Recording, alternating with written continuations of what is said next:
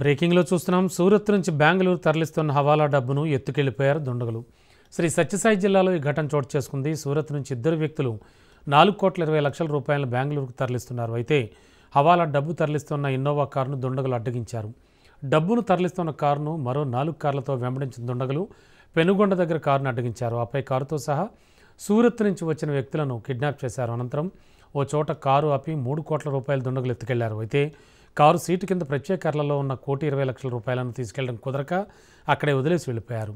అయితే బెంగళూరు జాతీయ రహదారిపై హవాలా డబ్బు తరలిస్తున్న కారును దుండగులు అడ్డగించిన దృశ్యాలు వెనక వస్తున్న కారు డాష్ కెమెరాలో రికార్డ్ అయ్యాయి. ఈ క్రమంలో సాఫ్ట్వేర్ ఉద్యోగి అయిన కారు యజమాని ఈ విషయాన్ని పెనుగొండ దగ్గర చెక్పోస్ట్లో ఓసీఐకి తెలియజేశాడు.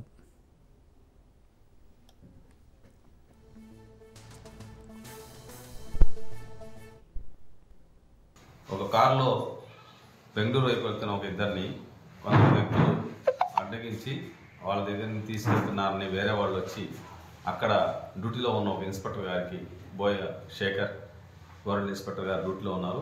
ఆ డ్యూటీలో ఉన్న సిఏ గారికి చెప్పడము, సిఏ గారు వెంటనే వారు చెప్పిన ప్రాంతానికి వెళ్ళడం, అక్కడ ఏమీ కనిపించకపోవడంతో పోలీస్ స్టేషన్లో కంప్లైంట్ ఇవ్వడం జరిగింది. దానిపైన కేసు నమోదు చేయడం జరిగింది కియా పోలీస్ స్టేషన్ పరిధిలో. దాని తర్వాత ఈ కేసును దర్యాప్తులో భాగంగా ఒక కారుని ఒక ఇద్దరు వ్యక్తులు ఎవరినైతే తీసుకెళ్లారంటున్నారో ఆ ఇద్దరు వ్యక్తుల్ని మనం